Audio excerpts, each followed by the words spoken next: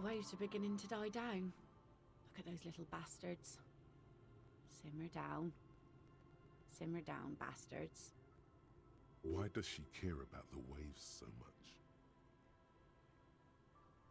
What is it with waves and fishermen?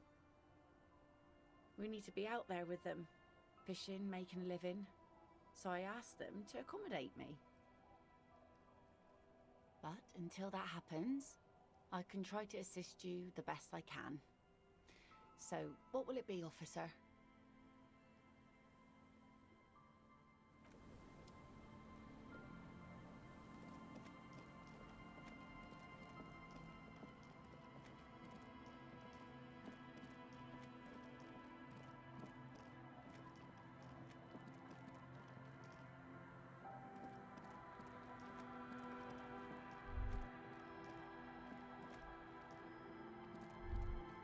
A drop in temperature, an easy flow of air, an empty street, before you, a thoroughfare unjammed with lorries. No more drivers smoking on hitch steps, just silence.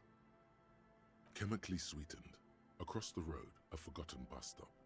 Corrosion has opened a hole in its roof. An elm tree watches over the building. Its branches are dripping with rain and snow. The road is smooth and motley, craters filled with a black asphalt. The asphalt, first laid, is grey already. A row of tenements are under construction in the distance. A tub warm with water, white with soap. A man bathes while radio waves transmit the lottery numbers. 4, 18, 21, 4, 1. A modern washing machine rattles a drawer full of silverware. Number 312D. Young girls used to come here, huddled up, hoping for more warmth than their thin coats give them. The bus took them to school. It has not run for 8 years. There were not enough girls to sustain its cost. Craters pocked the surface. Children played in them until heavy trucks full of black pitch rolled in. The landowners have filled the craters with money. It is a vital artery of the flow of trade. There's one bump on the road. A dead dog lies flat about 200 paces away, right at the turn. Tragedy comes from the wheels of a fast RCM vehicle, hurrying to work. The cold washes over you. The sound of the sea has grown distant. The wind moves the aerosol. A detective stands behind the boom barrier. A breeze moves a curl of his hair.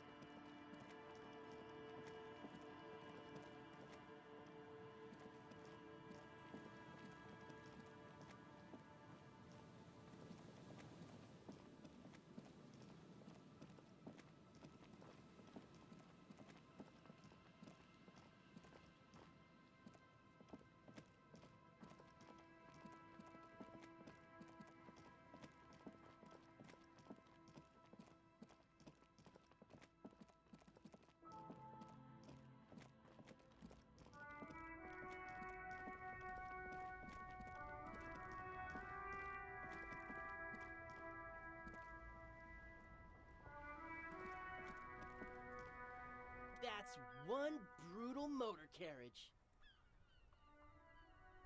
If I were a real skull now, I'd jack it, paint it in palm tree livery, then bottom light it, neon style. A snazzy shit-ripped skullmobile like this would make a fine trophy. We could, like, hang fucking shrunken heads from the side mirrors, cops' heads, scary tribal shit. Yeah, tribal shit. A cop carriage like this would have proper skull value. While I appreciate the interest you take in my brutal motor carriage, I have to stop you right there. The RCM takes threats directed at its property seriously. It's just theoretical work, Copper. No basis in reality. Man, if we were certified skulls right now... Skulls. Now there's a strong organizational title. I can tell you who we're not, cop. We're not snitches or skulls. Which is not to say that the skulls are bitches and... On the contrary. The part of this presentation you want to take home with you, cop man, is we're not part of the skulls yet. Okay then, let's indulge in some intellectual exchange. These young men seem eager to share their beliefs. You don't know? What kind of cop are you? It's not a question. Don't get into it.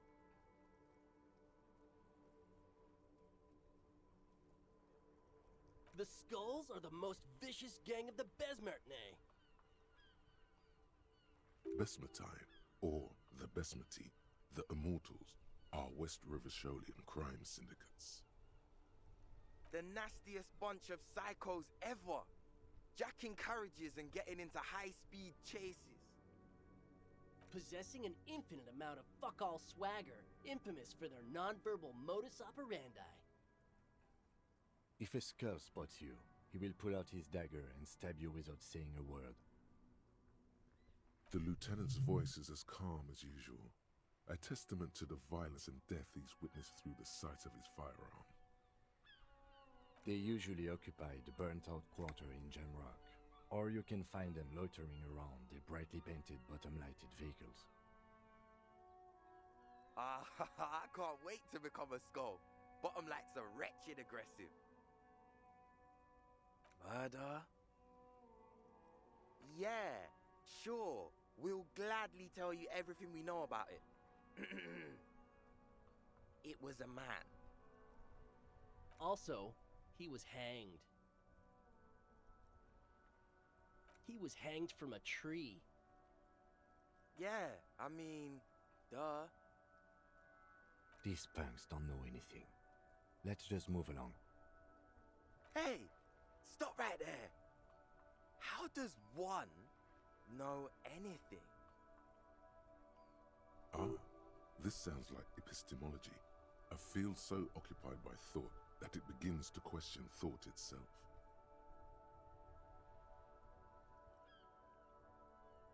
Sure. Understandable. Fuck, and I appreciate your effort, though. Oh yeah, Cindy's a right proper skull.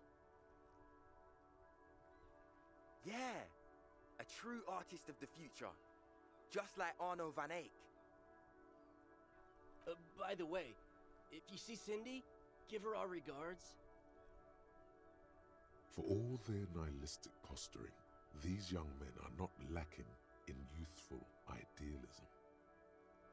The lieutenant on your left is unusually lenient toward them. Oh man, yeah. We're not fucking kids, man. Be wary of the abyss. Probably because of how non-verbal their mode of operation is going to be. It's a threat.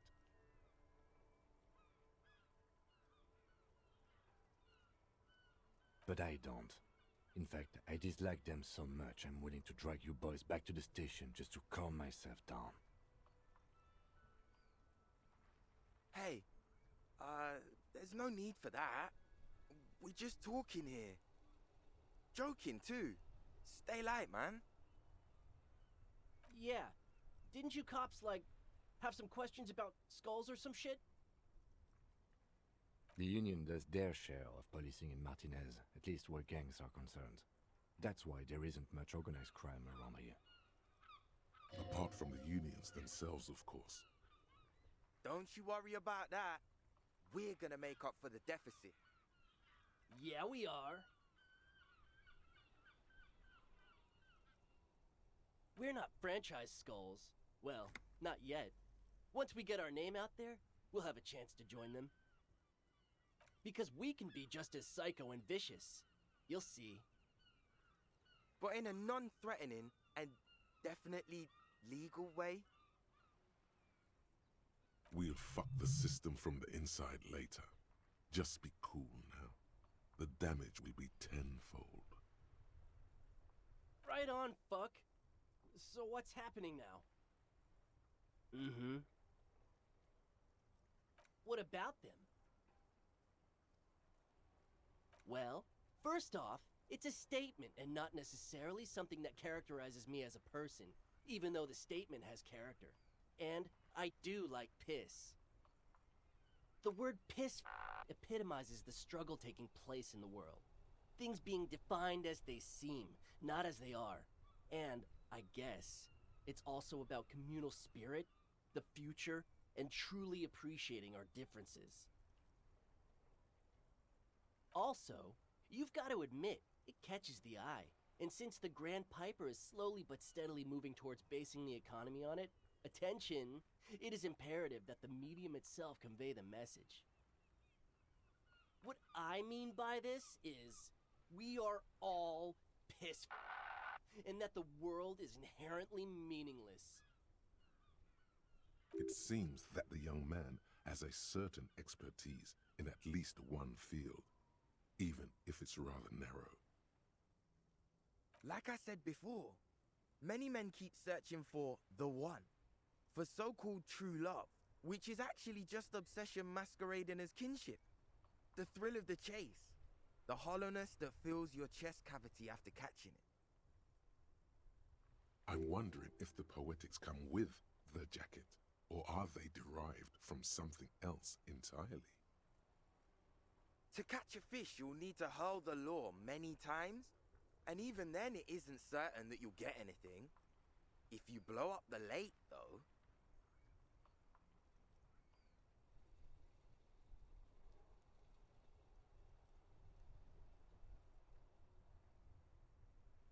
you get more fish in a shorter time.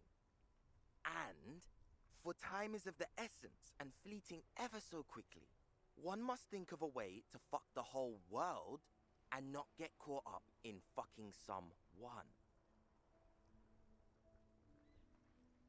Because when one fucks everything, he fucks nothing. And that, to me, feels glorious. Sticking your dick into the void.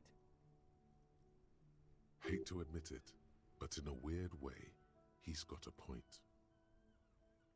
Is it a coincidence that here we have two badass jackets and two badass cops?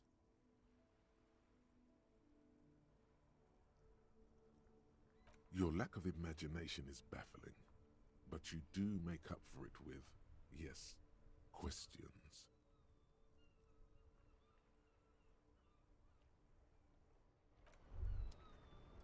Wow, so someone's been a little boring. Yes, my standard liege. Someone's seen all sorts of wild ideas pop off and thought, I'll take the boring one. The regular, please. The brown. No need to be defensive. The regularity, the brownness, the cut and dry have their appeal. A very standard appeal. Of course you do. Maybe some regulations and a usual pistol to go with them. It's official. My lord's coppotype is regular cop. I'll let everyone know. I'll send out a telefax. Yes, The type of cop you are, sire. Think of it as a caste, a class even, a nation of regular law officials that you belong to. It comes, of course, with the usual benefits. Good. Of course, to outright declare yourself something does seem a bit too interesting now, doesn't it? I won't trouble you any further.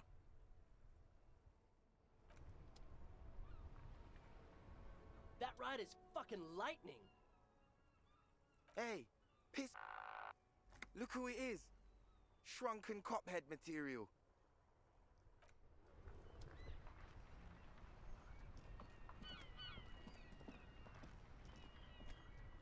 Inside, you see a set of steering levers, a radio microphone. This is Precinct 57. How may I assist you? Yes, I got the mercenary's name and a few biographical details. Are you ready? The lieutenant leans in to listen, notebook in hand. That suit of armor was issued to an Oranese citizen named Ellis Cortenaer. That's Ellis Kortenaer.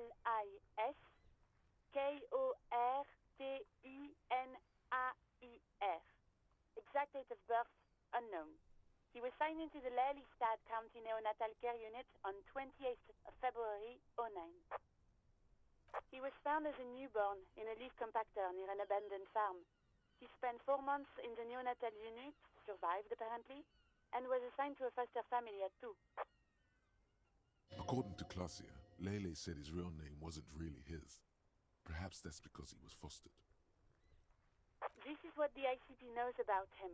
He was raised by foster parents, entered the Eastbrand Military Academy in Vredefort at 17, then served in the Oranese forces till he was honorably discharged in 41, just a year before the Seminese conflict. Then the armor followed him to Seminine, or at least I assume it did. And that's it. There are no records of his employment in Crenel, or any of its other incarnations, or him even entering Revachol. It's a garden tool used to press leaves into these cubes. It's a detail the hospital had, the only detail in these files. So I thought it would be good for you to know. It is. Thank you, Alice. None, officer. Sorry. Even that is a small miracle. These organizations usually double-check their inventory. Thank you, Alice. Great work. No problem, Lieutenant. A name. This is very good. Ellis Cortenaer. Sometimes police work is about human dignity, about giving back names to anonymous victims. I'm glad the inquiry was helpful to your investigation, officer. Did you have any other questions? I'm afraid they're closed. It says here that the library is open from 10 a.m. to 6 p.m. We should try again during business hours. Anything else, detective? Just a moment, officer. 10-4, come in, officer. Over. 10-4, sir, glad to hear that. I'll write down that there is no need to issue a new one to you then. Over. Feels good to get that off your chest, right? Celebration with beer? 10-4, sir, roger that, and very glad to hear it. I will make relevant changes to the report. Roger that, 10-10, over and out.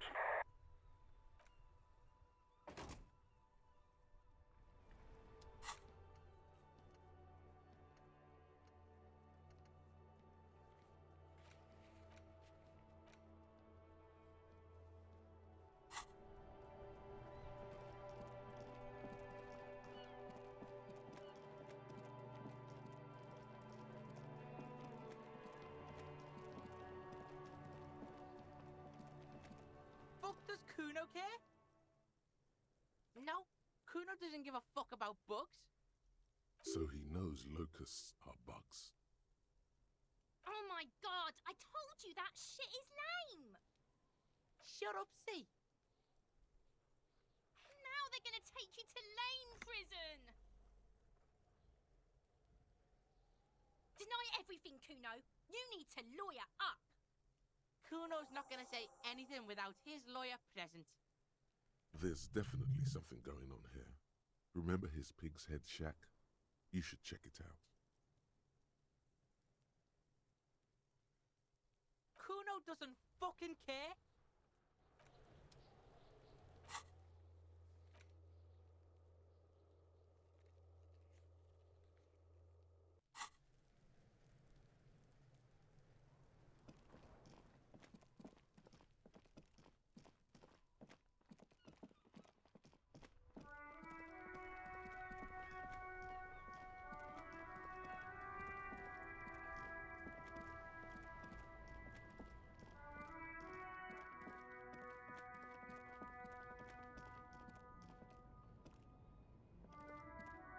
Everything's still cool here, officer.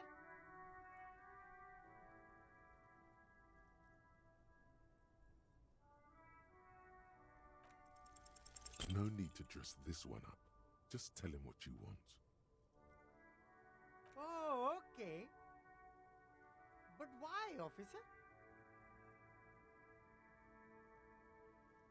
Ah, yes. Money is very important. Are you trying to ask for a bribe? If so, you're not doing a very good job.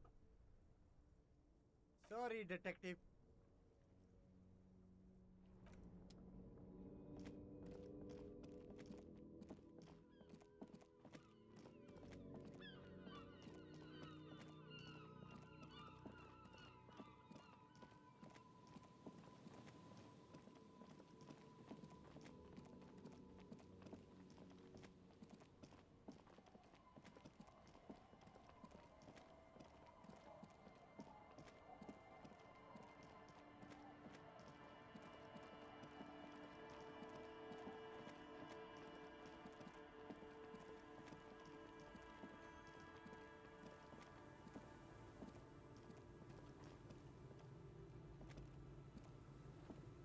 The scruffy-haired little boy kicks a stone while the other watches him do it. Yes. Yes.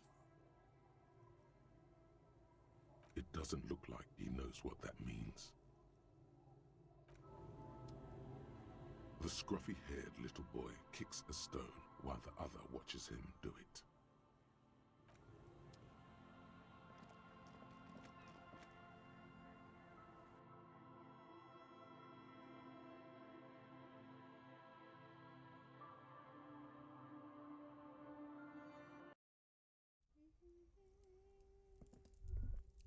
Hello, mister. Bye. Is that the phasmid? It looks like the phasmid, leaning against the wall. Wait, what if this is the fishing rod situation all over again? Fine, it's not a phasmid. It's not even organic. Just a fire iron resting by the fireplace. But where's your sense of wonder, man?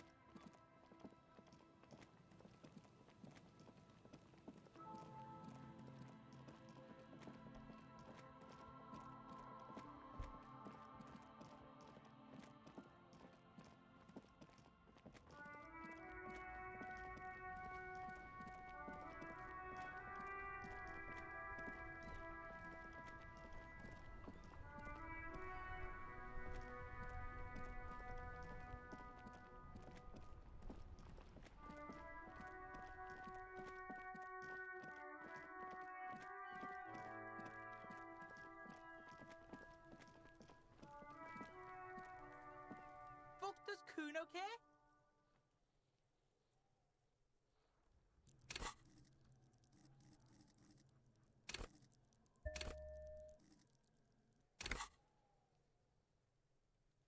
Kuno doesn't fucking care.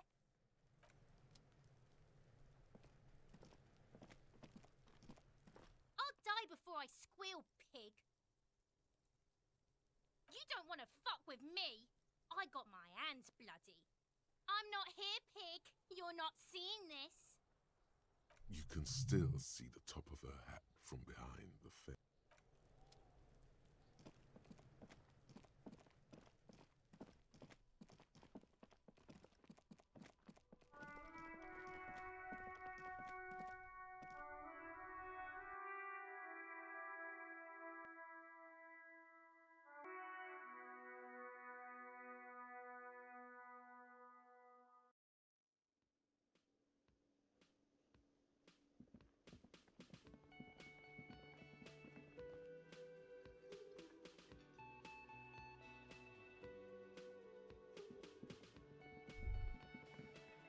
Wait, no. Something about this bunch doesn't smell right. They are, but they don't seem too keen to talk with you, do they? No, they don't. Glenn seems to be contemplating grievous bodily harm while he massages his raw knuckles. In the far back, Eugene is doing his best to ignore you. And from his perch at the end of the table, Titus Hardy himself stares at you with a cold contempt that makes you want to leave the cafeteria straight away. Besides, you're pretty sure they consider themselves social democrats. Hi again, gendarme. Bye-bye, gendarme.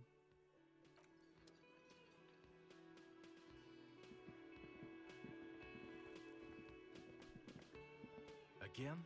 I can't believe this shit. He might be wearing a disguise. Yes? What is it?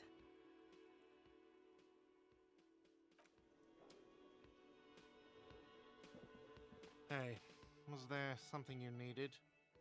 Well, well. Bringing him that new bird sure made a difference in his attitude.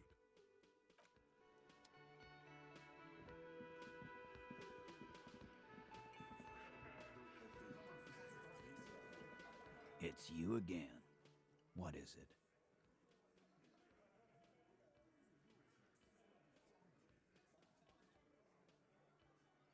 And? He tenses immediately. Chest tightens, jaw sets, ready for another blow. That fucking fucker. You're the worst cops in Revachol. I gave you gold on that tape. That fucker wasn't aimed at you. It was at her.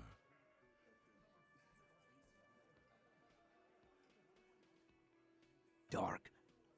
Dark is when you start a goddamn death rock band. He said he'd rape her. What did she have to say then? Fine by her? This is what people are supposed to be like? Fucking whoop-de-doo. Yes. In fact, I think she thought it was a little funny. Funny? No good goddamn psycho whore. Seems like they wanted to give Claudia a second chance to play along. She still didn't. Alright. All fucking righty then. I guess it's good then. That fucking... Please try to control yourself in the presence of visitors, Titus. This is just perfect. Just fucking perfect. Any thoughts on this, lawman? You don't have to say everything out loud. Just mix and match.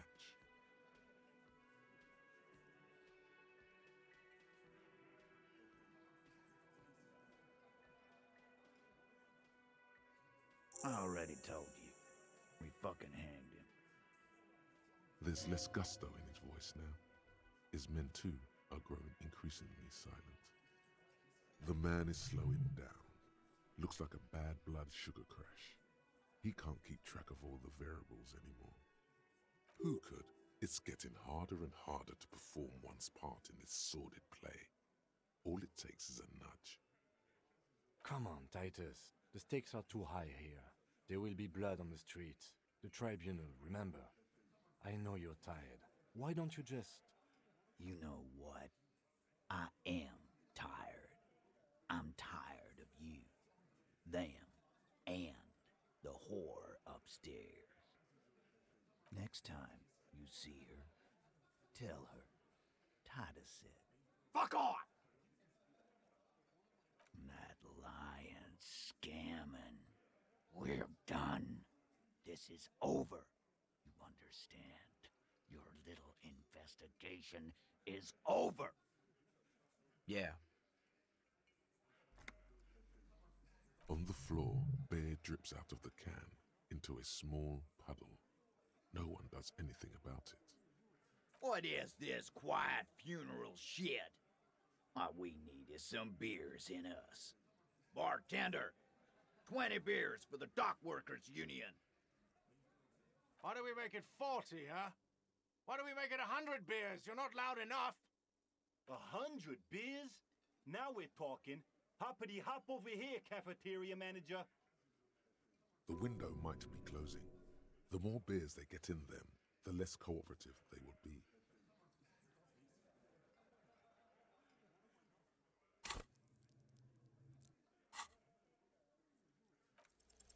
Convince Titus he's being manipulated. You should know by now. Titus Hardi will never falter. Just remember, it's about more than Clasia. It's about these men and Martinez, their district, their responsibility. Outside, under the rising sun, tattered and in ruins, the windows of the cafeteria aglow with her morning light. Huh? He'll get it. Go on. Got it. Kill you because they don't like you. All because...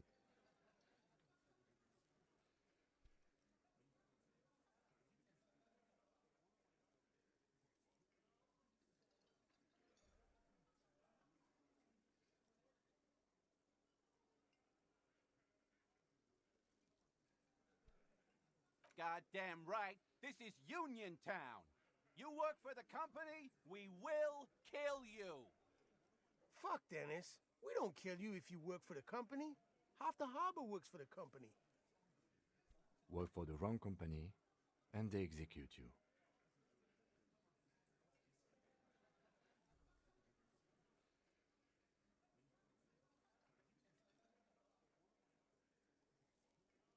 It wasn't that. It wasn't... We just couldn't get him down, okay? That's it. That's the weak one. You flushed him out. Now go in for the... Officer, you will be next if you don't shut up. He's onto you. He knows what you're trying to do. The lieutenant has put down his notebook. His hand is resting on his holster. He gives you an imperceptible nod. What? What does that mean?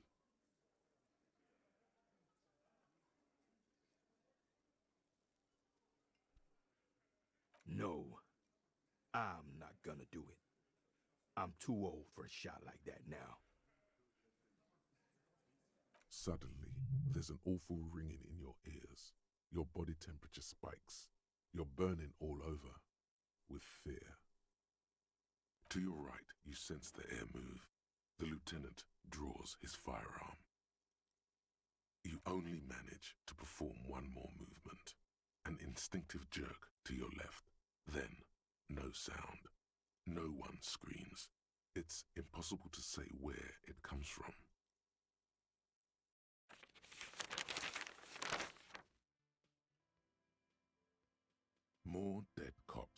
Sad news from the district of Martinez, as the bodies of 2 police officers are found floating in the canal. It is believed the officers were pursuing a murder investigation, but got caught in the dock workers' strike and were gunned down under unclear circumstances. Such needless loss of life is truly tragic, a local union leader, Everard Clare, commented, and added that although the event is truly horrid, we can expect similar incidents to follow if right-wing vigilantes are allowed to run around uncontrolled and try to wriggle their way into well-organized neighborhoods.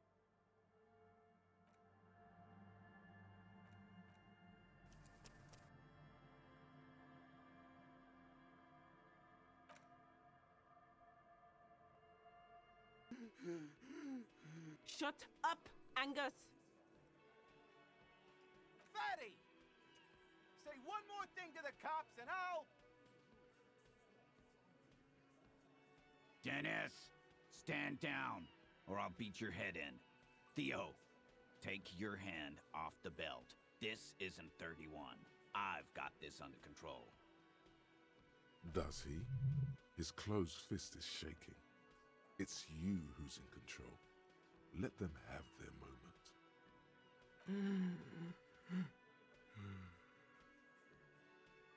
Angie, where's your goddamn inhaler? You sound like you're dying. I left it home. I can't get it. I'm too fucked. I'm sorry. Why are you so fucking fat, Angus? Now it's all pointless. Because of you. You wasted my time. I told you, Titus. I told you just give her up. Lizzie, your help is no longer needed here. Go tell Everard. Fine. I'll tell him. After a long walk along the coast. You're in. He's all yours. Questions?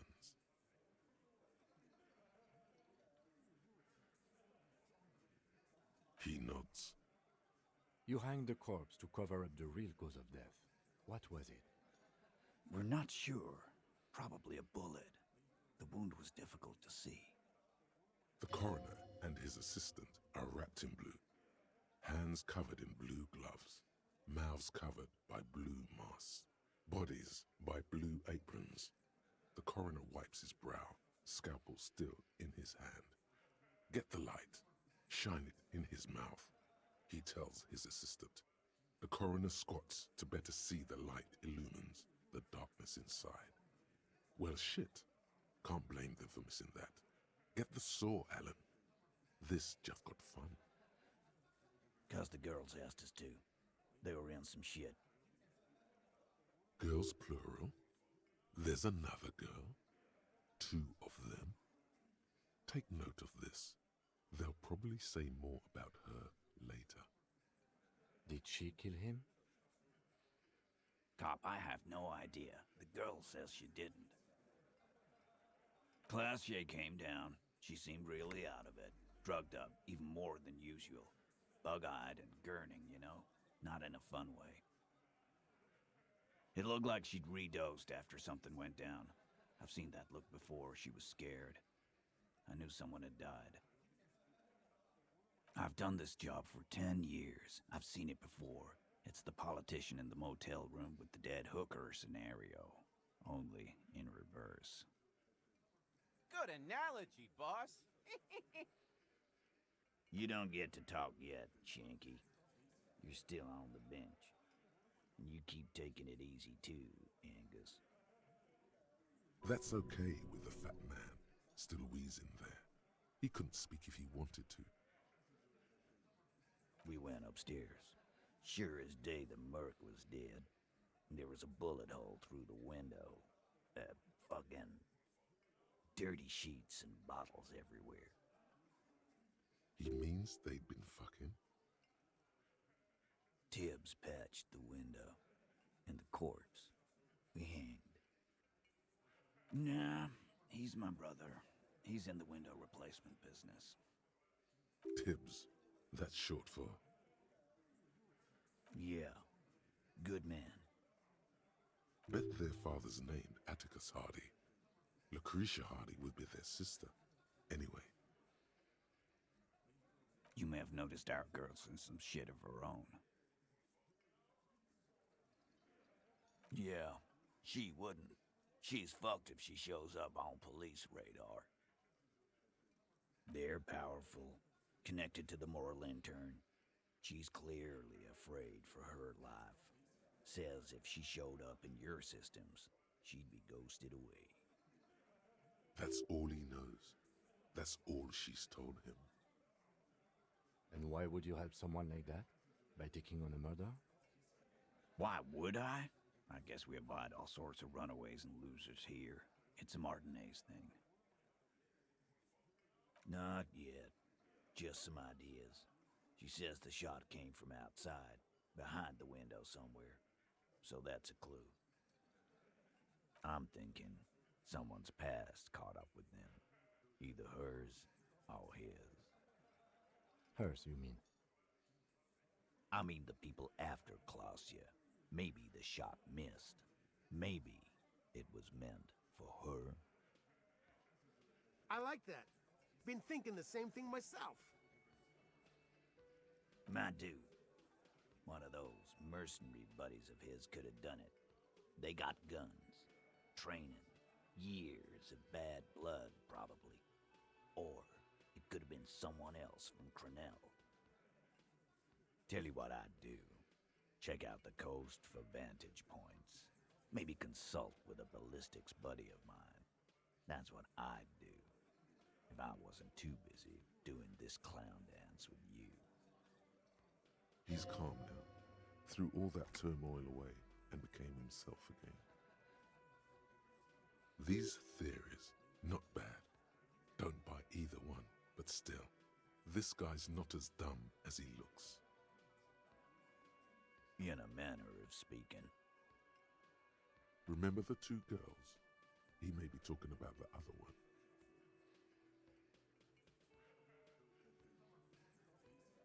That's right.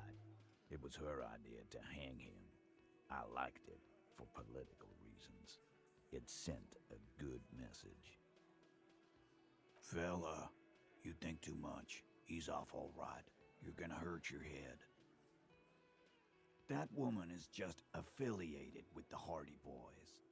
You don't know her, anyway. We're Hardy boys, and that's it. Nope, you're not getting to her. It's Classье you want to talk to. Me too. The lieutenant gives a smile only you can see. You do that. Hey, cop, before you go. Suddenly, the wind picks up outside. You hear it rattling the large windows in their frames. It carries newspapers, circles the whirling in rags in a warm column. She, Classье, came to Martinez to hide. Many of us did. This is where you wash up when there's nowhere left to go. The Union takes you in. Now, she refused that protection. But that's right. If we didn't take care of the people who end up here, this place would just be a couple of ruins and some cargo containers. We'll take that into account.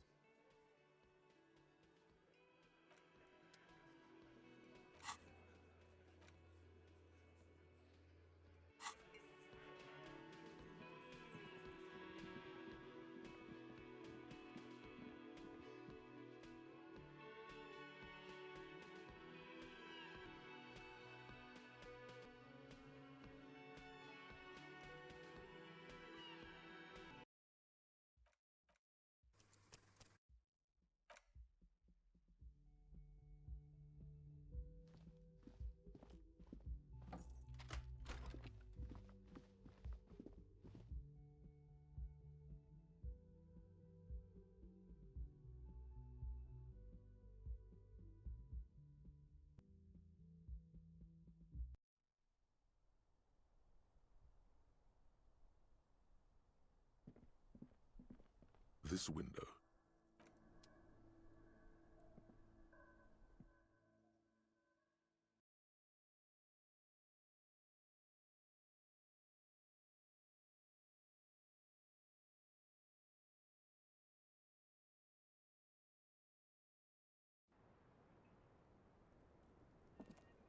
It's always good to see you. Something in her demeanor has changed. She's tired, consigned to her fate, to being here with you and what's to come. I understand. Just like that, no resistance. Her shoulders are slouched, her feet long and straight. I knew there was a chance you'd get them to tell you. It's what you do. You're the police. For what it's worth, I'm sorry for wasting your time. This is good. Clear the air first, between you two, then move on to questions. Is it? Something is off here. Shush, I can't hear what she's saying. If you knew we would find out eventually, why did you waste our time? Because of the Hardys. I couldn't just dispense with them. They were only trying to help me. Out of the shit I'd gotten into.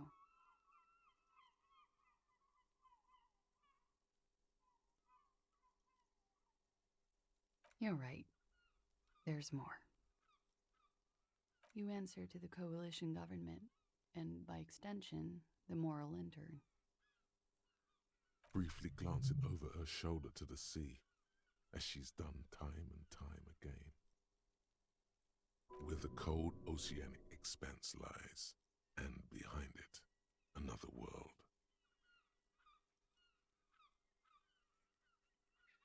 You share a database with them.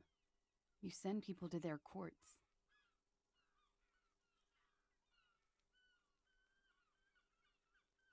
Just business, but bad business for some people in the moral intern. If I show up in your records, officer, they will find me. They will... What happens if they do? They will kill me, sir. If you file my name, take me in for questioning, enter me into the moral intern mill. Well, then I'm fucked. For nothing. This murder didn't have anything to do with me. Fucked? People after her? Moral intern people? This isn't Orionese lit. Actually, this murder did have a little to do with her. I did. I also had a side job selling insurance that I was really good at. Got picked up by a bank. Competitive intelligence, they called it. After that, I sort of, transitioned out of the whole culture scene. It's not nice, but it's not illegal. Not here in Ravishol, or even in Orania. What exactly did you do? Industrial espionage. I joined a business collective with the intention of betraying them. I did my job well enough to be asked to do it again. With a bigger company. The kind you really, really don't fuck with. I took their ledgers, 2 decades worth of accounting. I need the names of the companies involved and who hired you. The job was Lewis-Duane County Savings Bank. They sound small, but they're part of the Lewis-Scott conglomerate. That was the second job. The first was some printer company. You wouldn't know them. As to who hired me for the job, I don't know. But they're after me too, along with Lewis-Scott and their friends in the MI. Once you're done in the competitive intelligence circuit, you don't have allies. You're radioactive. Laws cap. These people engineer financial disasters in second world countries. The conglomerate also includes the Bank of Consecration, Airberg, and the popular Papalolo line of dairy products.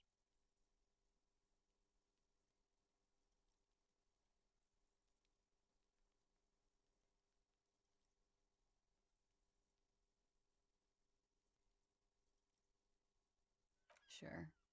I'm not a war criminal, but it was bad. People lost their jobs. Good people, too, not just C-suite. A lot of people got hurt. But that's just more of my shit you shouldn't have to deal with. You're solving a murder. We were there. Together. In bed, I mean.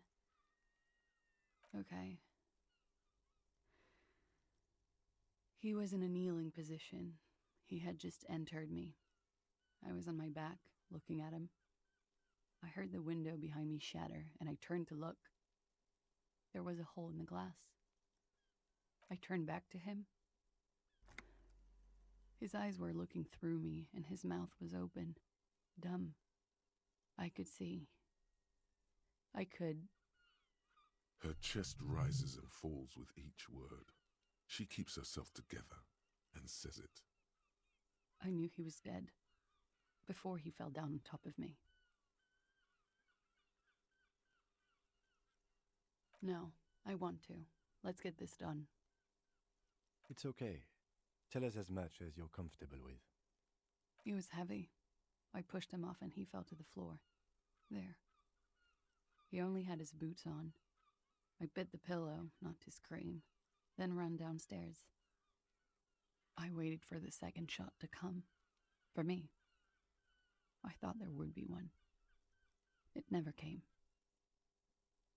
She's forgotten about her cigarette. The butt has burned right down to her fingernails. Oh.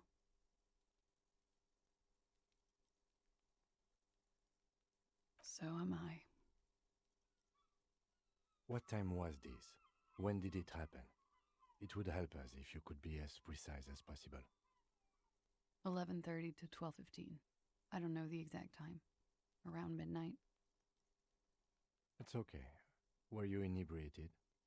Not as much as usual. He'd done a line, plus other things. I was drinking. Wait. Titus said she was gurning her jaw off, much more than usual. Oh, yeah. I did one of his lines, just to clear my head. Good thinking. Clear your head. You should clear your head. Get into his mindset. Did you hear or see the shooter in the course of this? No. Nothing. I was trapped. I was stuck in my room downstairs. I got some clothes on and crawled back up, drew the blinds. Blood was coming from his mouth. Not a lot. Just a little. He was still on the floor, slouched. I couldn't be there with him anymore, so I ran down and out of my room, into the hallway, down the stairs. I knew there would be people there. Sylvie was tending the bar. A lot of people were there.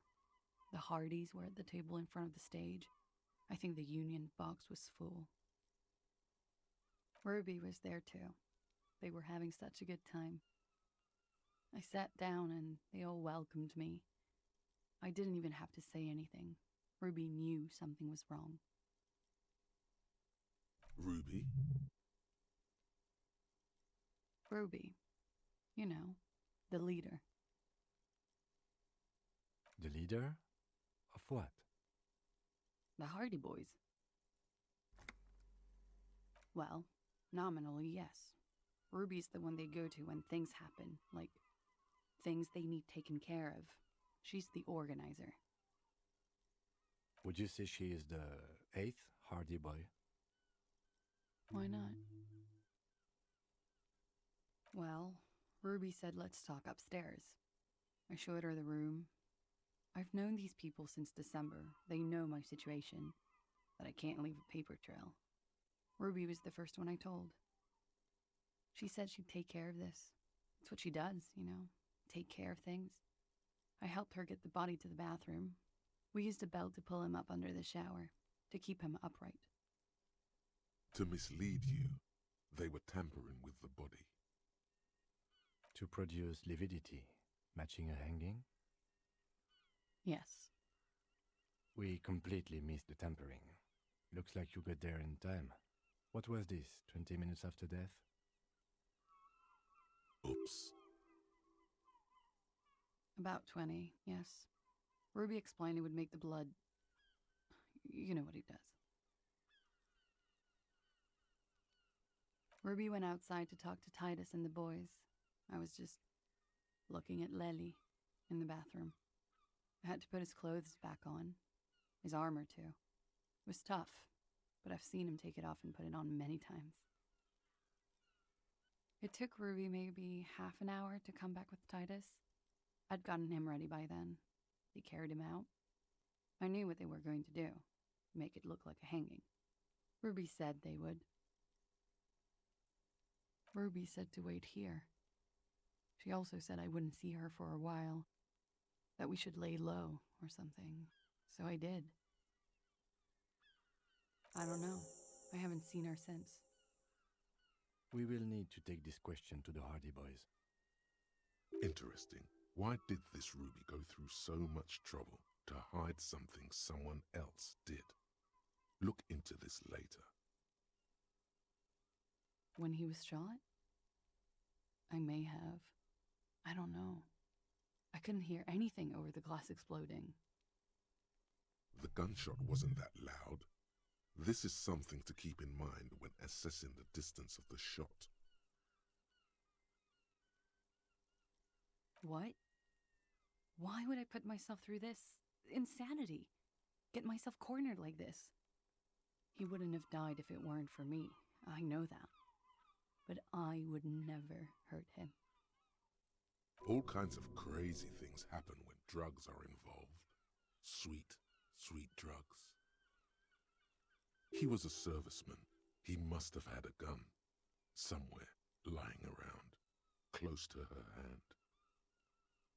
Now, you guys suddenly have theories pouring out, when they're obviously just stabs in the dark. Like what? That's the first thing that went through my head when I heard the glass break. I thought they'd found me. They've killed him to punish me. All last week, I've tried not to talk to anyone or be seen with anyone so they wouldn't be hurt. I've come to understand, however, this is paranoia. What happened didn't have anything to do with me. We can't go after Loose Cap. Not yet. There are other, saner leads. I don't ask you to, Lieutenant. If there's one thing I know, it's that you'll get nothing from there. Because I'm an idiot. Which is an indicator of truth. Idiot. She's nothing of the sort.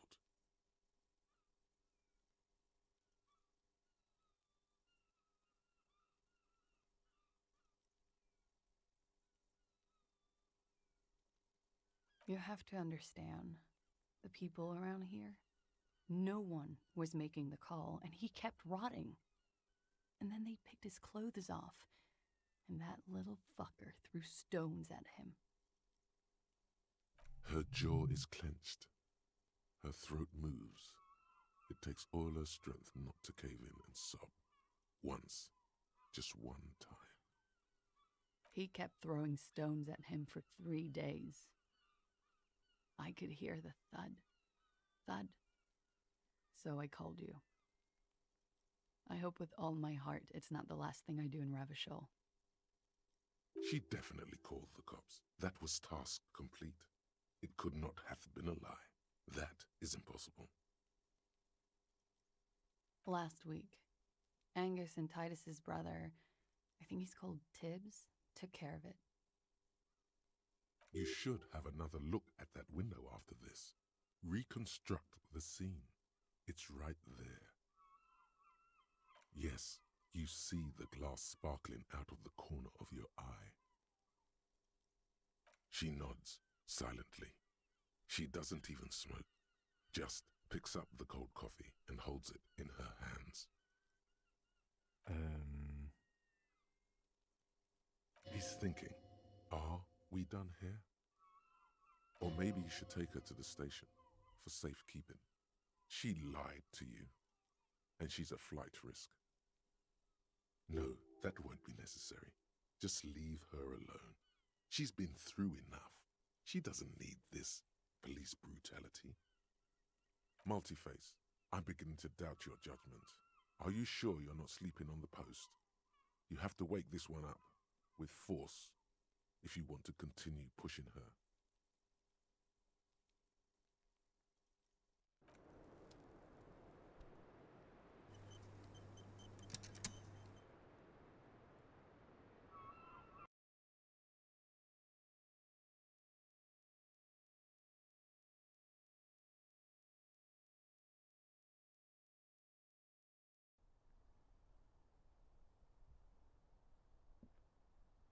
This window is pristine on the inside, unlike the one next to it. Light from the desk lamp reflects off the glass in an untarnished golden halo.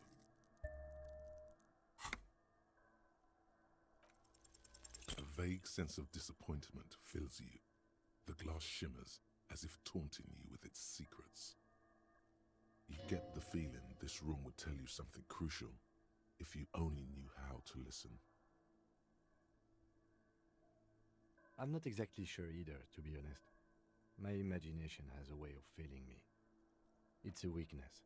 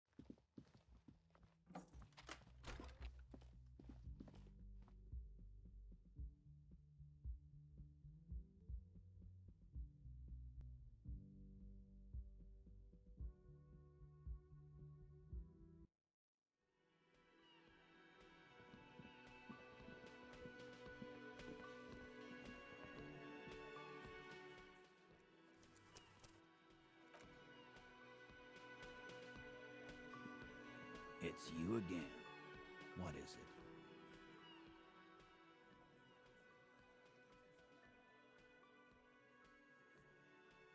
Why?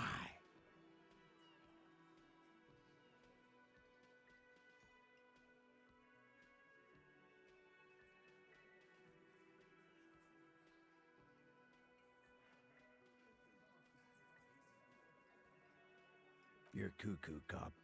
I'm the only man responsible for this unit. Get with it, or fuck off. Yeah, fuck off! Sounds like you're making her a suspect in this. Not on my watch, you're not. Ruby's one of us. We're not gonna throw her under your moral intern steamroller. Fuck that shit. And fuck you too, moral Ruby is missing. If you hide from the police in a murder investigation, you become a suspect. You know how it works, guys. That's nothing. That's just legalese. You don't even have a sound theory. I don't want to be rude, but we're trying to get some R&R here. Think you could fuck off now? I think we'll keep sticking around, Titus. You'll be surprised at how quickly a theory presents itself if you keep looking. From the corner of your eye, you see a little bird fly into the bush, right behind the window, behind Titus's back.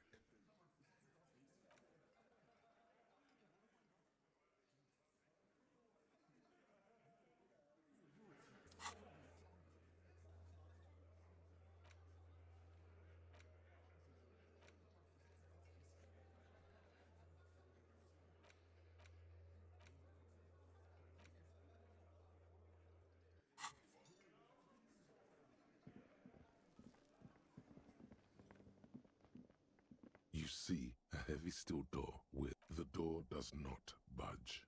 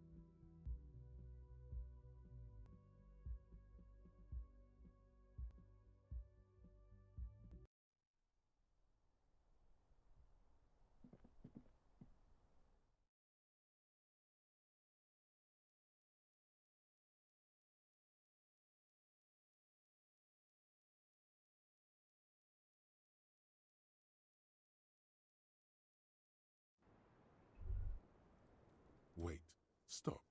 That man, bloated beyond all recognition, was 42?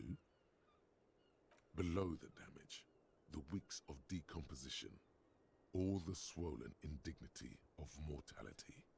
He was 42 years old? How old are you? That's where this is going. 45,000 litres of raw alcohol has left its disfigurements. What lies beneath, you wonder? You could ask either one of them.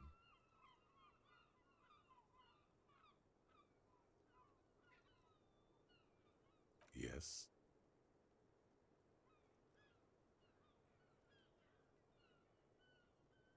Do you want to know the truth? To the laboratorium.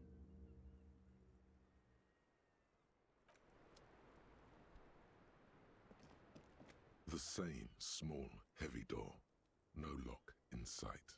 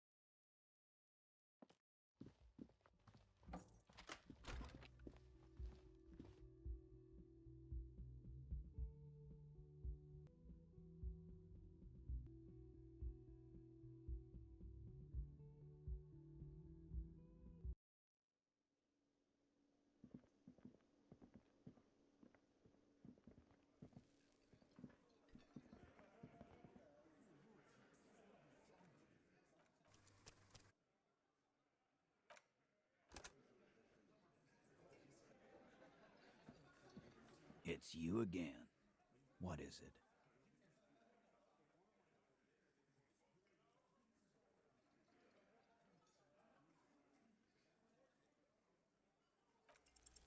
Nothing is happening. The pieces are there, but they remain unconnected. Sorry, you're not coming up with anything. Again, the pieces are there. She could have done it. Somehow. Something else. Walla walla bing bang. It's just not coming together. Still nothing. But that's okay. This doesn't have to turn into some kind of meltdown. You're just a cop, taking your time to present a theory. Let's look at this as a learning experience. What are the components you need to implicate Ruby? No. He needs to say, 500 layers and I can't remember the first line. Smart move. The components are access to the roof, weapon, and motive. Here is what you can do to make it easier. Come on, guys. For starters, you could find out what's behind that mystery door in the kitchen. If it's a secret route, she could have used that to get to the roof. Can't get through the door? You know what would help. Doing a thorough search of this room. Maybe something's hidden. Hey, did someone say something already? No? Yes? Who cares? Upstairs in Classie's bedroom, the window the bullet came through. Analyze that. There's a spooky building west of this. Take a flashlight with you. Search the basement. There are secrets, magisterial, ancient secrets that may assist you. You could crack Classie's last defenses. Maybe she'll tell you something helpful. Say, 500 layers and I can't remember the first line. No, nothing good will come of it. He did the right thing not saying that the last time. Just do what the nice helpful guys said and don't do the bad things. It's that simple. Unless we have more business, we should.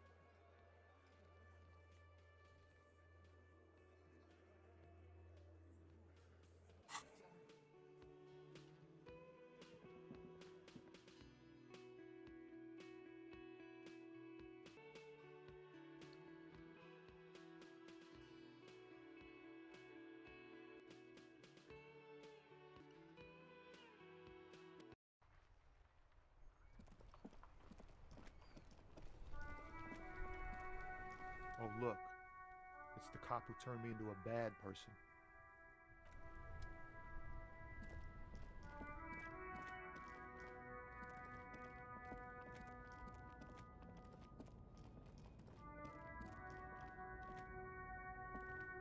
An old monument stands in the middle of the traffic island, pointing toward the sea.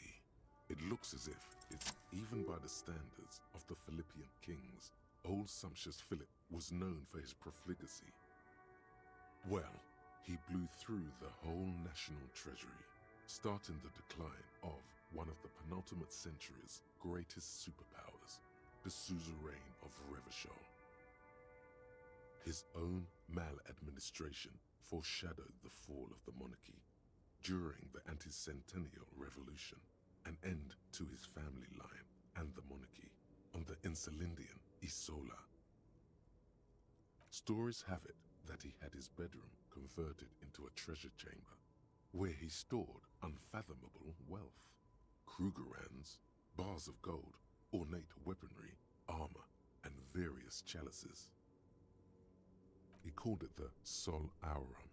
It was obscene. There were whispers he slept on a huge pile of gold-dipped feathers, like some obese dragon, instead of a bed, like a normal person. But wait, you haven't even heard about his fabled cocaine addiction. You see, old Philippe wasn't just good at squandering the national treasury on gold and ceremonial weaponry, he was also a prodigious snorter of nose candy. Not just any nose candy, though. We're talking Royal Philippian Blow, allegedly twice as potent as the stuff you find nowadays, and purple. Philippian cocaine was purple. That's what the revolutionaries said 150 years later, right before they emptied out the royal mausoleum and dumped His Majesty's mortal remains in the Insulindian Bay. Beneath the cold waters of the Insulindian Bay, thrown there by the revolutionaries after they cleaned out the royal mausoleum, a group of marble pleurons still surround the king's vandalized tomb. A deathly cold wind sweeps up candy wrappers and old newspapers. The original was blown apart by communards, then further damaged during the landing of the coalition's airships during the turn-of-the-century revolution, when Martinez was leveled. Most historians think the coalition's hasty landing may have ultimately saved the statue. If the communards had more time, they would have reduced it up to even finer pieces.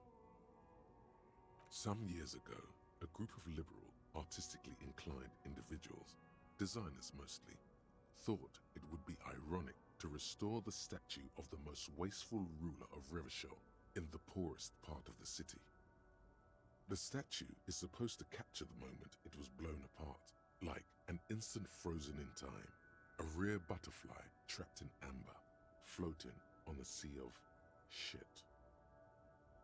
People in Martinez tend to disagree, as do many prominent art critics and thought leaders with more nuanced social awareness than the young ironists.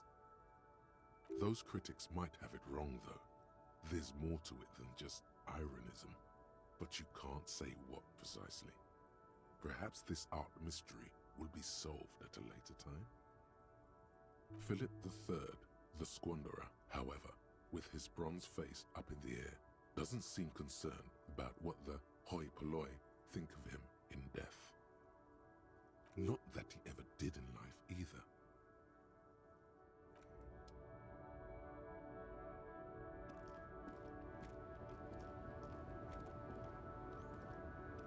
Loma, you caught...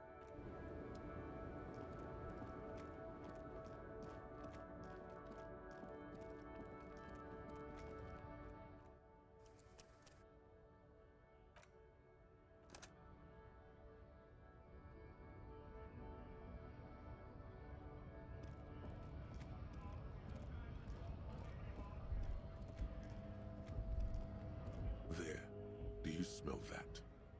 Can you not detect that inimitable whiff of dissatisfaction and restlessness, that sense that the world is in need of dramatic, even violent, reordering? Can you smell it now? You inhale. The cilia along your olfactory epithelium tingle with excitement as they sift through the swirling morass of industrial odors. First come the smells of the agitated strikebreakers, layers of body oil and sweat, over-buttered meals pulled from Bakelite lunch pails, the biting stench of lye soap. And then there's the slowly oxidizing metal gates, the scent of stale grease emanating from every crack. Everything in order, detective?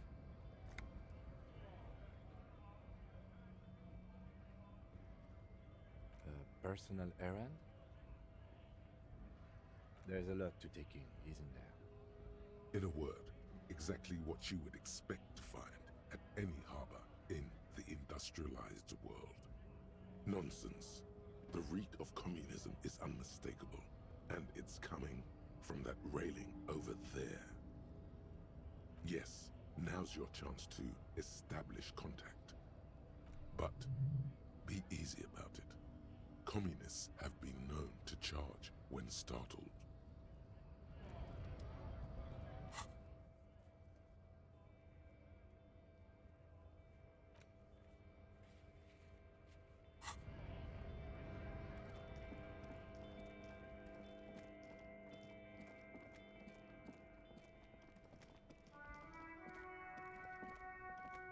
Inside, you see a set of steering levers, a radio microphone. This is Precinct 57.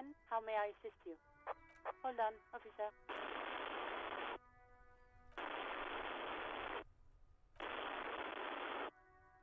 I've got Central Jamrock Public Library on the line, and I've already introduced you to their librarian. Connecting the call in 2, 1. Yes, this is Central Jamrock Public Library here. How can I help you, officer? Billy Majon, you said.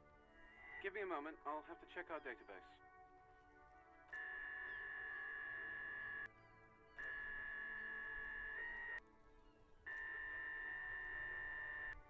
On Moreau Drive in central Jamrock, in a darkened hall lit by orange desk lamps far away from the noise outside, a middle-aged man taps commands into an old radio computer.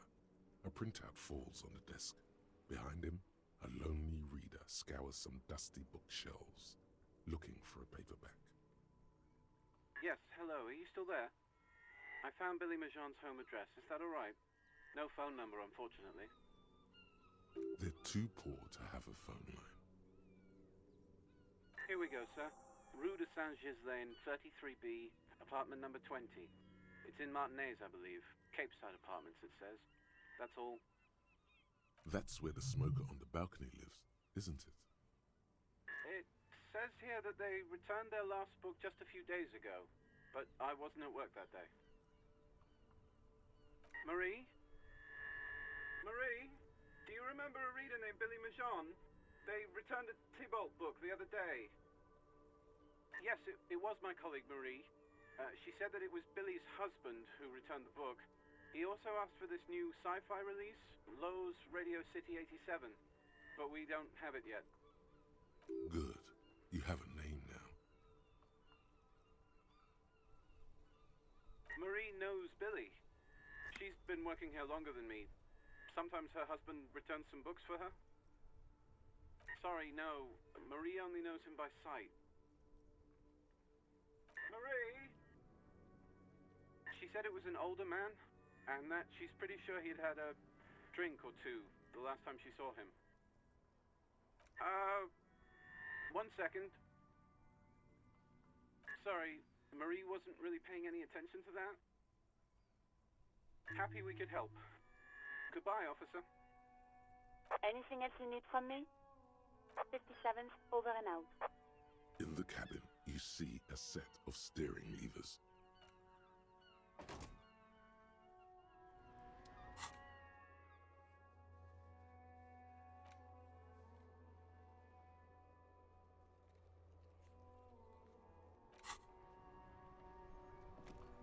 Yes?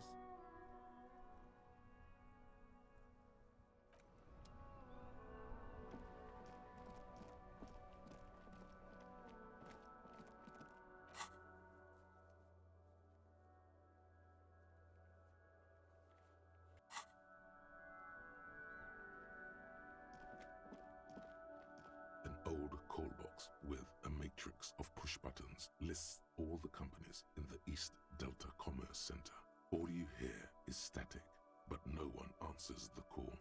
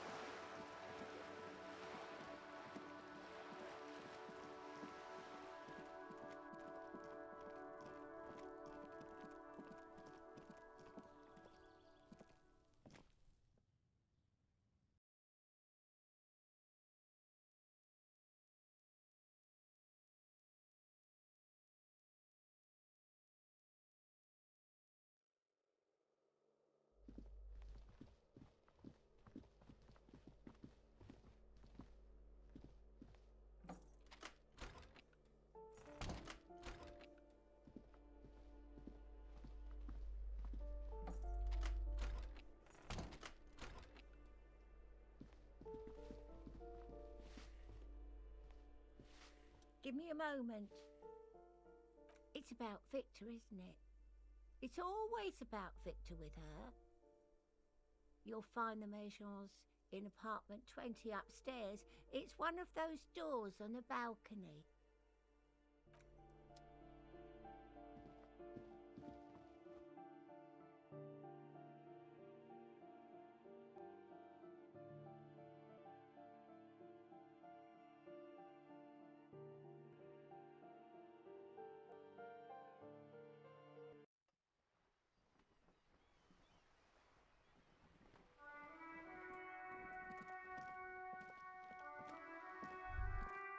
There. Do you smell that? Can you not detect that inimitable whiff of dissatisfaction and restlessness? That sense that the world is in need of dramatic, even violent reordering?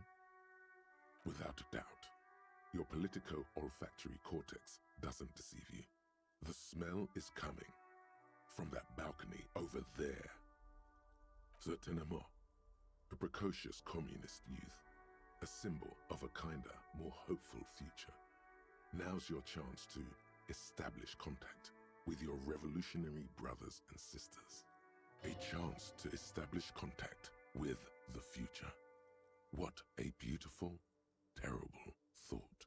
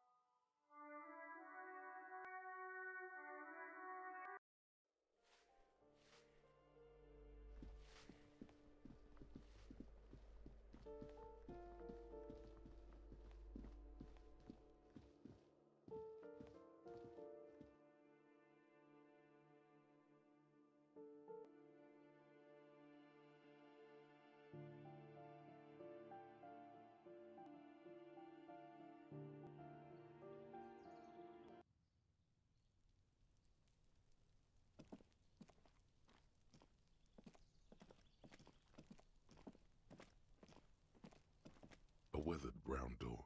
The number reads 20. Something smells good. Soup allons, yo. The lieutenant motions to you to go ahead and knock. This is the door. You already know it's the right door. This is going to be so hard. You're right. Let's talk this through. You hear some light footsteps and what appears to be a daily weather forecast playing on the radio.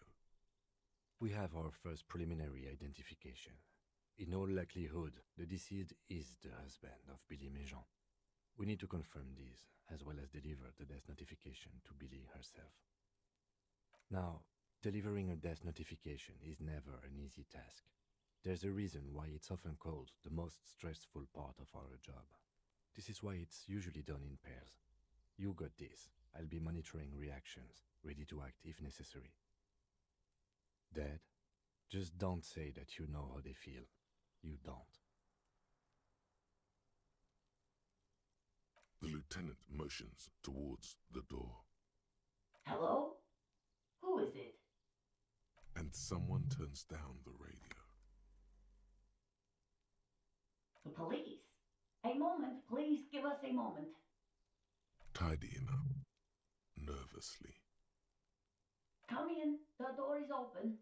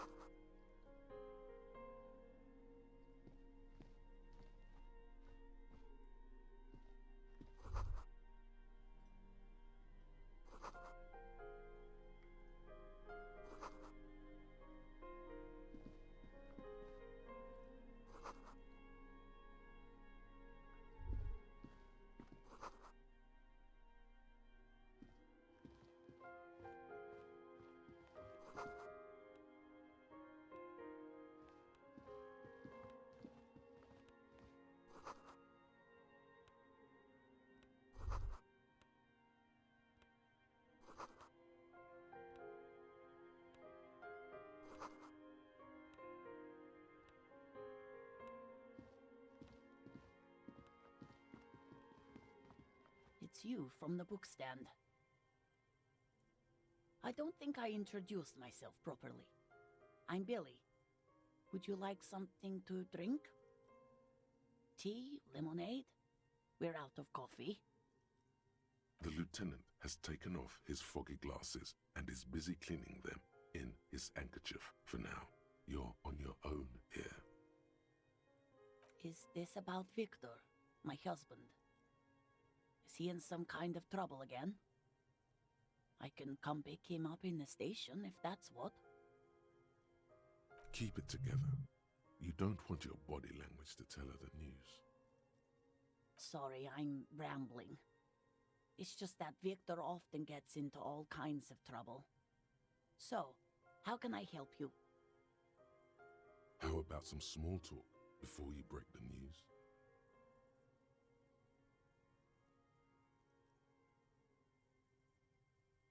How have I been?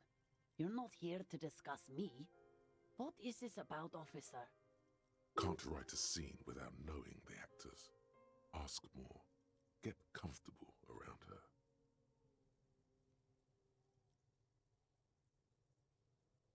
People got to eat? What is this about? Why are you suddenly asking me about my cooking?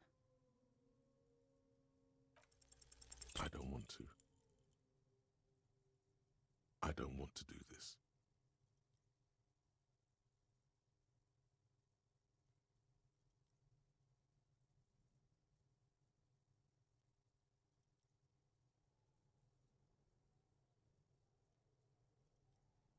Do what? Officer. Too late. You ruined it. Just say it now. Excuse me? What? What did you say? She's in pain. She's in so much pain. And so are you. Your chest is burning.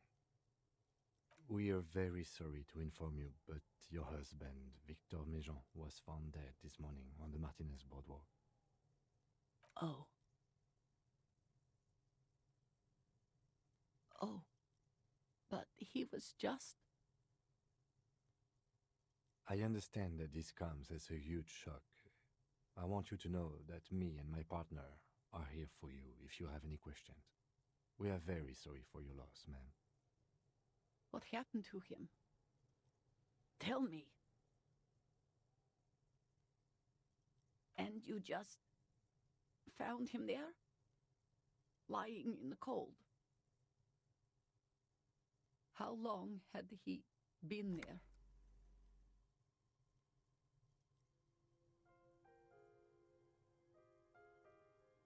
She doesn't reply. Her eyes well up with tears as she struggles to keep it together. You hear the clock ticking in the children's room.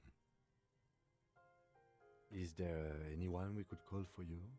A friend, a family member, someone who could be here for you? No, no. I just need to tell my girls. Unreal. God, should I call them? Should I tell them to come home?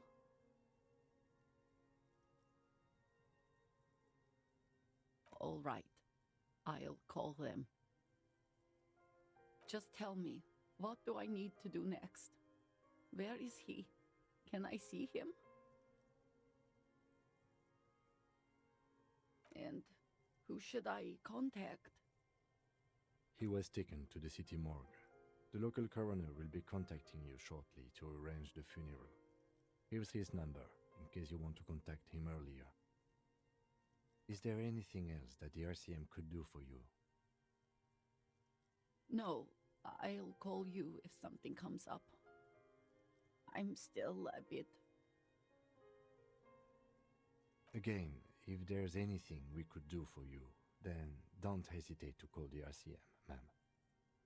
She just nods, distant and inconsolable. The bed springs rattle beneath her as she begins to shake. I'll take it from here. Thank you. We should step outside and talk.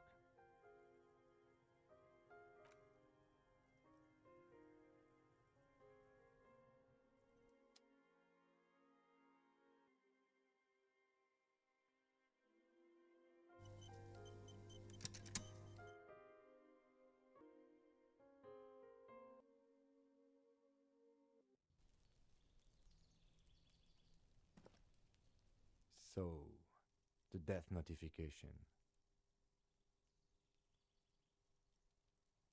It's all right. Don't worry about it. I'll call the station when we're finished with the day and let them know the name of the deceased.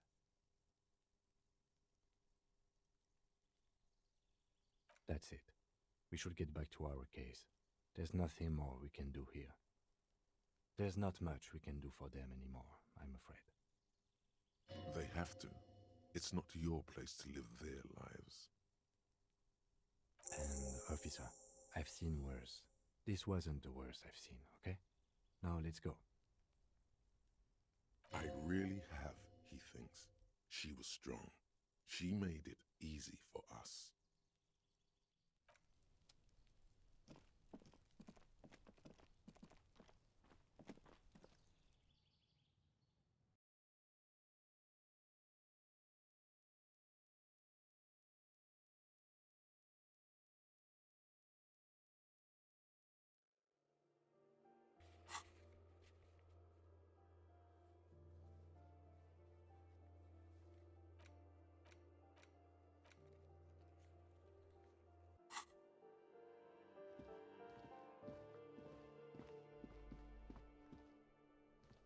Yes? What about me?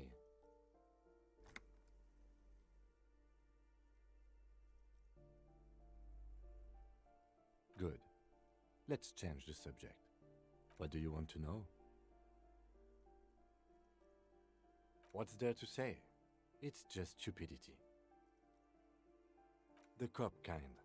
Our precincts can't decide if Martinez is part of Jamrock or the Industrial Harbor. Yours or mine, as if we somehow own parts of the city. Typical street gang mentality. So we've let the Union make a mockery of law enforcement here, and now it's come to its natural conclusion. Well, sort of. It's less a matter of who gets to police Martinez than who has to. It's an orphan district, in other words. I think the dispatch desk just told both our stations about the hanging. There was quite the brouhaha at the 57th, I can tell you that. Time to settle it, they said. Cop off. But I assure you, I am not their finest or toughest, with 102 cases solved. What I am is least interested in a pissing competition. So he volunteered to represent the 57th, but not out of competitiveness. On the contrary. Yes, I am an unrepentant spoil sport.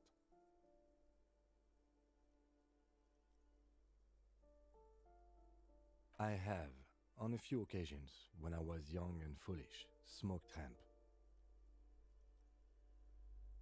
A tremble comes over you. Another after effect of ethanol poisoning, perhaps, feels like leaves do when they rustle in the breeze, somewhere far away, below the turbine. The 41st and the 57th. The lieutenant was right. It's not about who gets what's north. It's about who doesn't.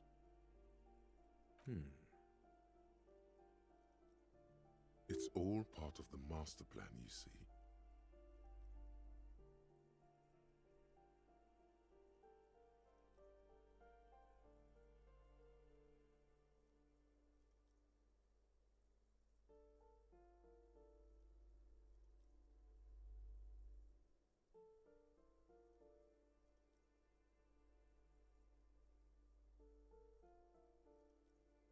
The silence carries. Yes, it's a wholly pointless matter. Forget I ever mentioned it. Look at you. It's because you're a failure. They sent you to Slight, Precinct 57. Just think about it for a second. You're a raging alcoholic who showed up 3 days late wearing piss-stained disco garb. You weren't sent here to win. Of course, it's only a theory. Whatever their reasoning, there's nothing written that says you have to prove them right.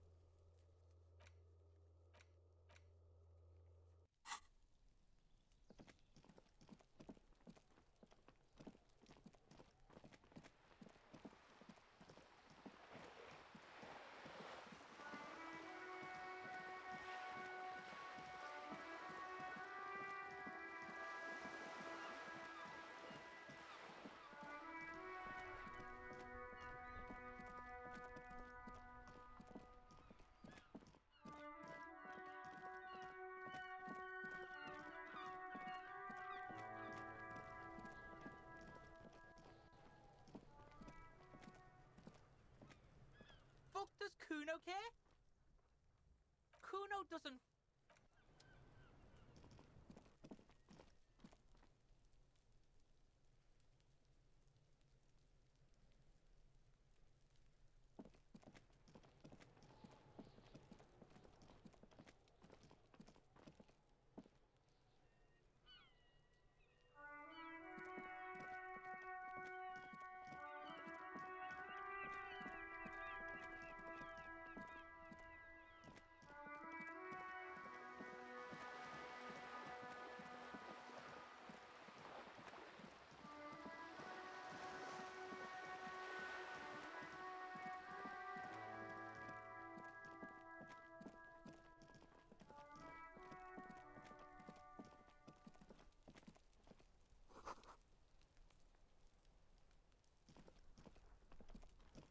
The door is closed again. Nothing to do here anymore. You hear someone inside, walking from room to room. Whoever lives here must be back home.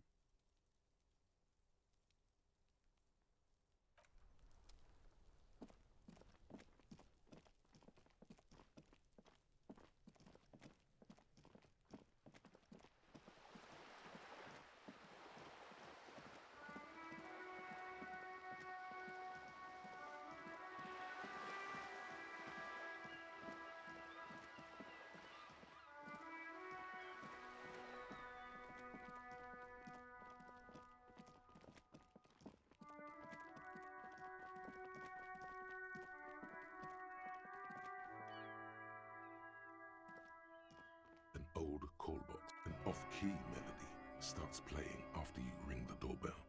Then a woman picks up the receiver. Kuno, please stop calling here. Grown-ups don't have time for your stupid game. She thinks you're the gremlin child.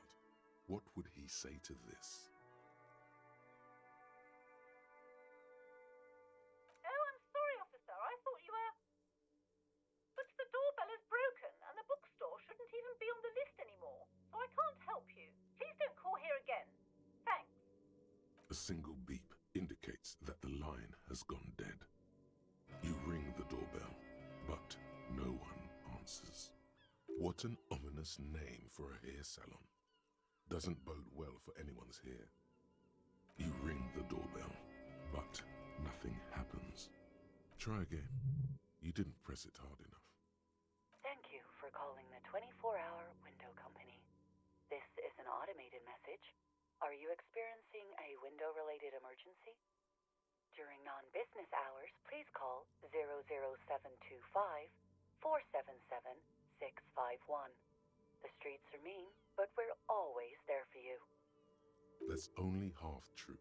The streets are mean, but they're not there for you. No, not a window-related one. 12 name cards on the call box read. You wait for a minute or two, but all you get from the call box is silence. No one answers the call. Looks like someone has melted half the plastic off with a lighter. The doorbell doesn't work anymore. You hear static from the intercom speaker. It sounds as if someone has picked up the receiver but isn't saying anything. You can almost hear them breathe. Yes, hello. This is Tricentennial Electric. Have you come to place an order? She sounds almost antique, as if her voice was being played off an old wax cylinder. A receiver must not be working properly. Wait, but what happened to Slipstream SCA? There's no Tricentennial Electrics on the list. My God. The lieutenant exchanges a look with you. It's you. My God. I didn't think I would hear your voice here. It's a woman, and she knows you. Your heart beats faster. She must be mistaking you for someone else. Who cares that you don't remember her? Just go along with it. No, something's wrong here.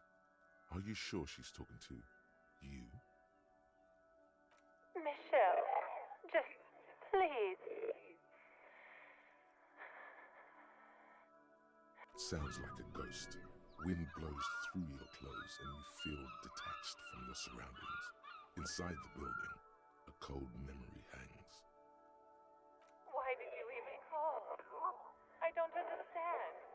You've been gone for months. I thought you didn't care. Ever since I came to work here, it's been different. As if my mind's been wiped clean. A spot of static overrides her words. When she speaks again, it sounds like she's submerged. It's so nice. It's so nice to be able to finally meet again.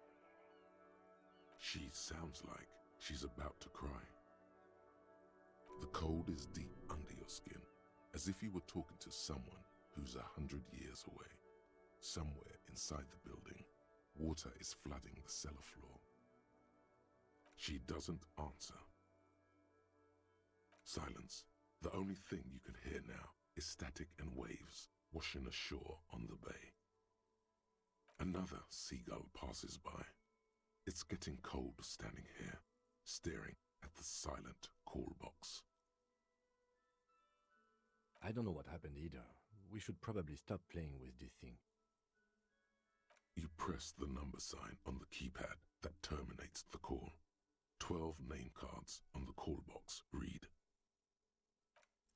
No, hold on. The last thing you need in your life is more hysteric emotions.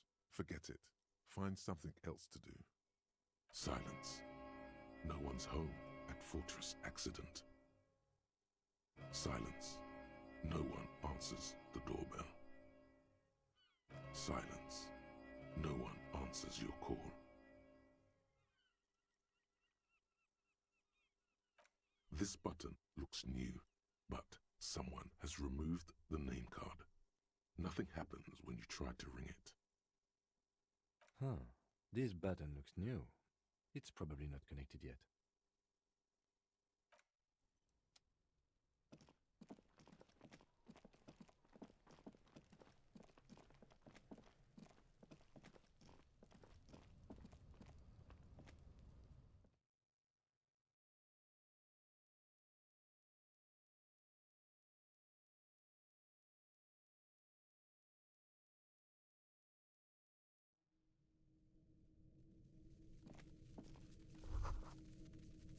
All around you, the hisses and chirps of locusts fill the musky air.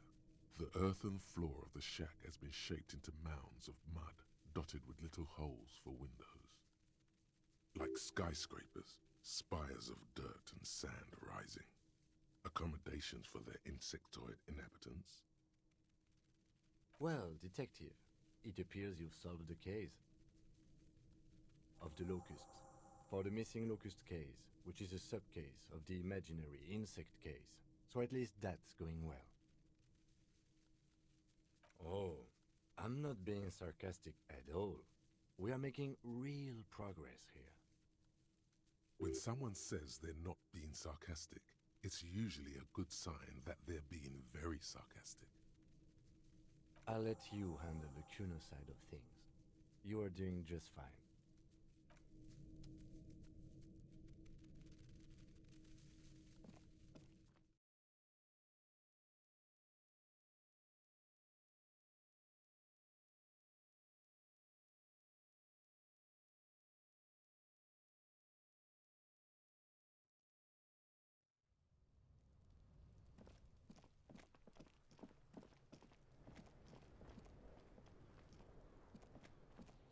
Fuck does Kuno care? Yeah. Kuno took the books, so what? So it wasn't the phasmid. A wave of disappointment washes over you.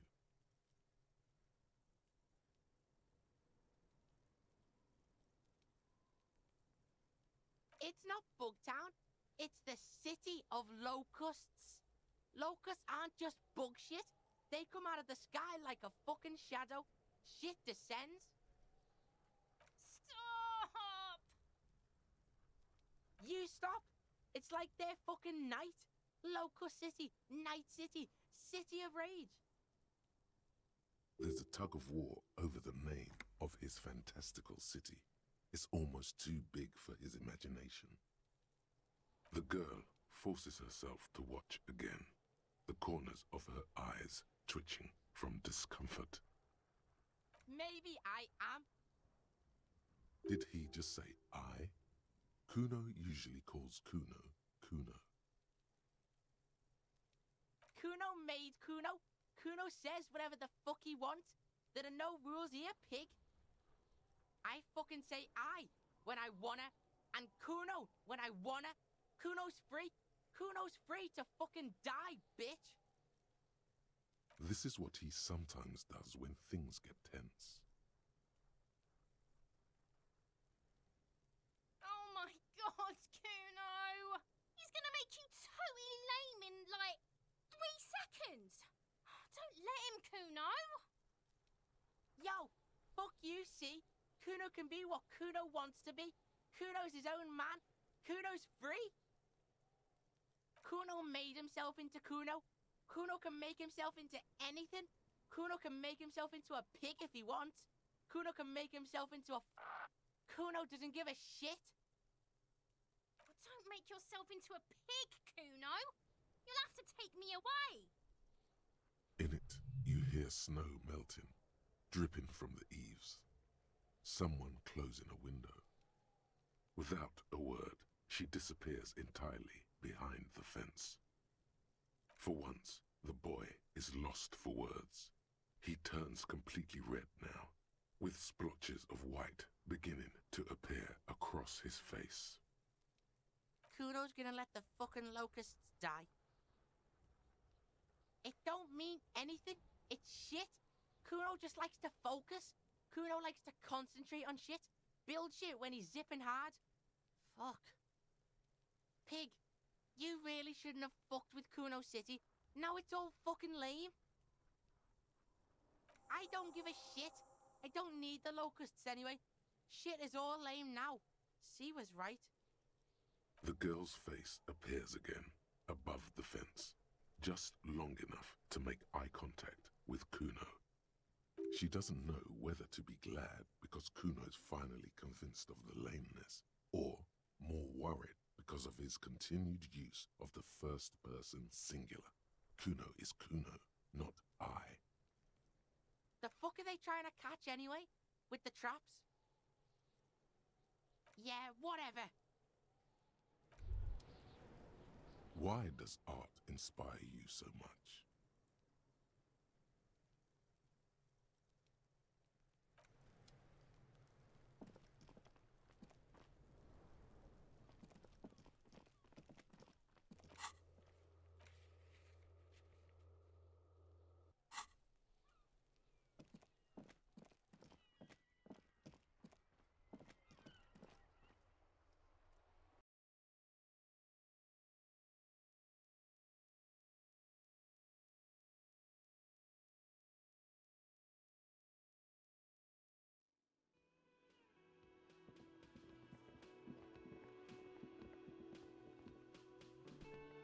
Hello, officer. I think I almost have it. A new trap design, that is. I know you're skeptical, but I have a good feeling about this. So it was just a child. Thank you for telling us, sweetie. This is good news, right? It means we can try again. She acts chipper, but something's changed in her tone. A hidden worry. Something is secretly gnawing at her confidence. It's not this Kuno kid or the missing locusts. It's something else. Yeah, you're right.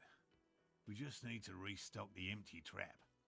Then we'll need to inspect the traps one more time. And then maybe we can.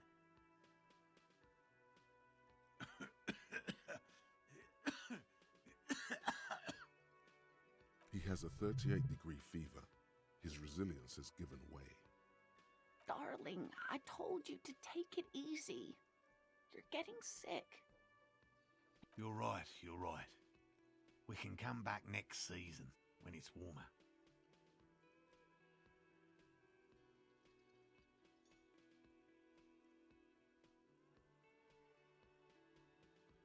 He's right, dear Morel. Come now, we've waited so long. What's one more season? Self-deceit, sire.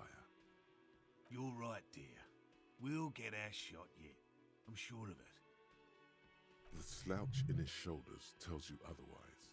He doesn't know how many more field expeditions he has left in him. This place is much better for fieldwork in the summer, believe me. Thank you, dear. And you, Detective Fox? You've been great company to an old lady and her stubborn husband. You're right, Lena.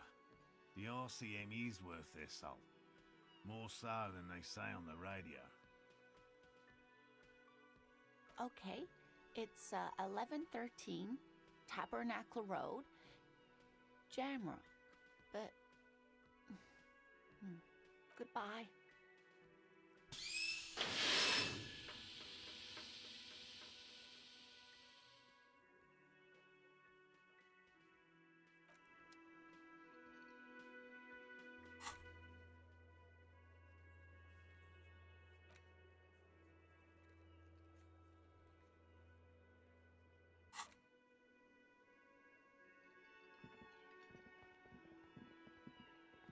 Hi again, gendarme. Bye-bye, gendarme.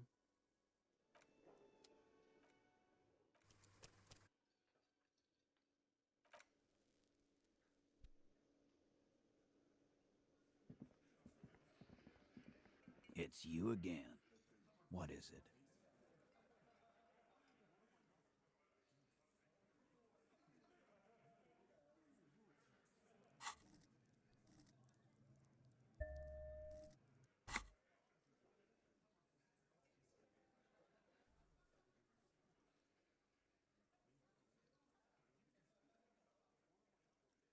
Starting from the sitting on his right across, he spent his and then the emblem in the far corner, standard working boot, steel reinforced on his neck. Let's call this one size 40. In conclusion, these 7 are the actors on exactly, but none of this is news to you. You've stood there for about 4 seconds, not saying anything. Time to move on. Oh no, he's stuck again. Please, someone, just animate him. I got nothing. Your mouth is open. Close it. It's really, really going to help if you do. Stop drooling. Run around or something. Hit yourself in the face. Anything. No one has any idea what to do with you if you just stand here. Say something. If you say something, you can jolt out of the stupor. Just 1 sentence. Here we go. Sure, why not? Let's hear what some of our friends have to say. For starters, you could find out what's behind that mystery door in the kitchen. If it's a secret route, she could have used that to get to the roof. Can't get through the door? You know what would help. Doing a thorough search of this room. Maybe something's hidden. Hey, did someone say something already? No? Yes? Who cares? Upstairs in Classie's bedroom, the window the bullet came through. Analyze that. There's a spooky building west of this. Take a flashlight with you. Search the basement. There are secrets, magisterial, ancient secrets that may assist you. You could crack that Classie's defenses. Maybe she'll tell you something helpful. It's that simple. Unless we have more business, we should...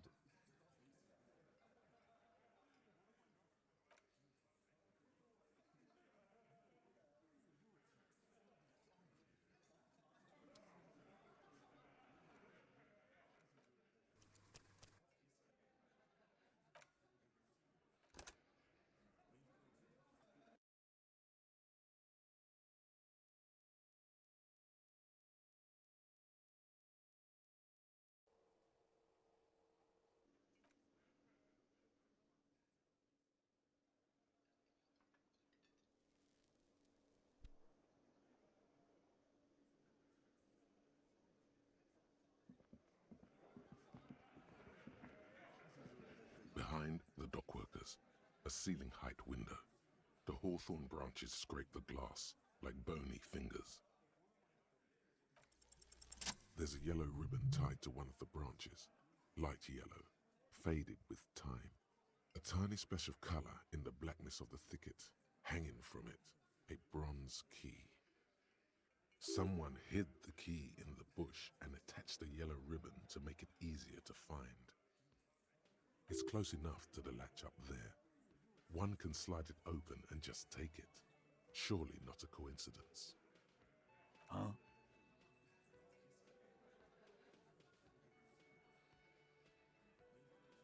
I don't know about that.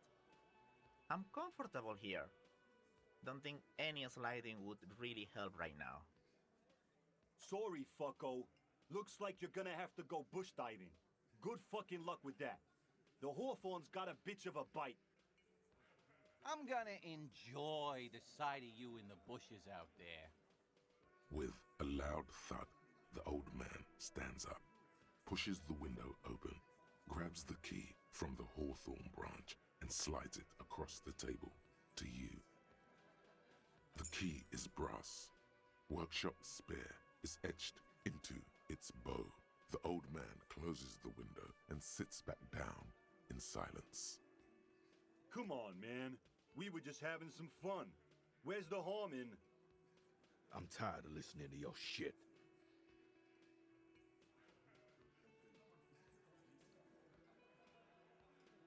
Didn't even know it was there. Boys. No idea. Never even seen it. Someone must have hidden it there before this room became our place. It could open the door in the kitchen. The blue door. It says workshop spare. Maybe there's a workshop there? It's worth a try.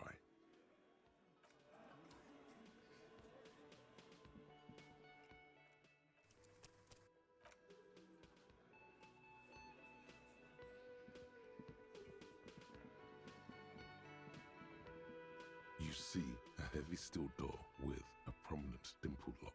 It's painted blue. The key fits the dimple lock. It takes a bit of effort to turn it after all these years, but then the lock clicks. Dust rises before you like mist. A tomb haunted by regal spirits from distant ages.